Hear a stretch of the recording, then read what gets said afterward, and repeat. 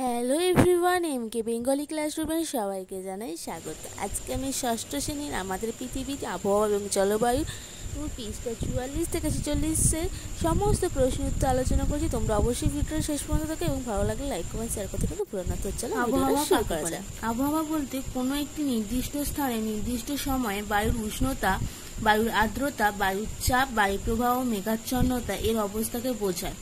দিনে বিভিন্ন সময়ে আবহাওয়া বদলাতে পারে। জলবায়ু কাকে বলে?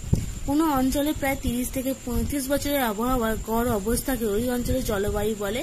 কোনো অঞ্চলের জলবায়ু বছরের পর বছর প্রায় একই রকম থাকে। আবহাওয়া ও জলবায়ুর মধ্যে পার্থক্য লেখো।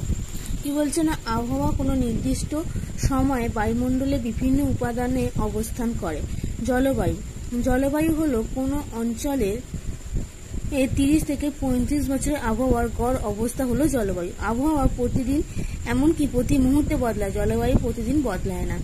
আবহাওয়ার স্বল্প পরিসরে পরিবর্তন হয়, জলবায়ু বিস্তর অঞ্চলভেদে পরিবর্তন হয়। এপ্রিল মে মাসে আমাদের রাজ্যে কোন ঋতু দেখা যায়? গ্রীষ্ম ঋতু। পশ্চিমবঙ্গের জলবায়ু কি প্রকার? উষ্ণ আর্দ্র প্রকৃতির। পশ্চিমবঙ্গের জলবায়ুকে কি বলে? ক্রান্তীয় মৌসুমী জলবায়ু। ইনসুলেশন বা আগত সৌরবিকিরণ বলতে কি বোঝো? সৌররশ্মি 200 কোটি ভাগের 1 ভাগ মাত্র পৃথিবীতে এসে পৌঁছায়, একে বলা হয় ইনসুলেশন বা আগত সৌরবিকিরণ। অ্যালবেডো কি? আগত সৌরবিকিরণকে 100% ধরলে তার মাত্র 51% ভূপৃষ্ঠকে উত্তপ্ত করে, বাকি 49% মধ্যে 35% মহাশূন্যে ফিরে যায়, একে বলা হয় অ্যালবেডো। পার্থিব বিকিরণ কি না, আগত সৌর বিকিরণের যে 51% তাপ পৃথিবী পৃষ্ঠে এসে পৌঁছায় তার প্রায় পুরোটাই বিকিরিত হয়ে মহাশূন্যে ফিরে যায়, একে পার্থিব বিকিরণ বলে। পার্থিব বিকিরণ কথাটির অর্থ কি না, পৃথিবী থেকে ফিরে যাওয়া তাপ। বিকিরণ বলতে কি বোঝো?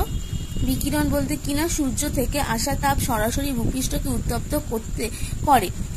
এই তাপ ভূপৃষ্ঠ থেকে বায়ুমণ্ডলে বিকিরিত হয় এবং তখন বায়ুমণ্ডল উত্তপ্ত করে। এই পদ্ধতিকে বলা হয় বিকিরণ পদ্ধতি। পরিবহন বলতে কি বোঝো না, তাপ পরিবাহিত হওয়ার পদ্ধতিকেই পরিবহন বলে। যেমন মোমবাতির উপরে স্টিলের চামচ ধরে রাখলে প্রথমে গোলাকার উপরের দণ্ডাকার অংশটি গরম হয়ে ওঠে।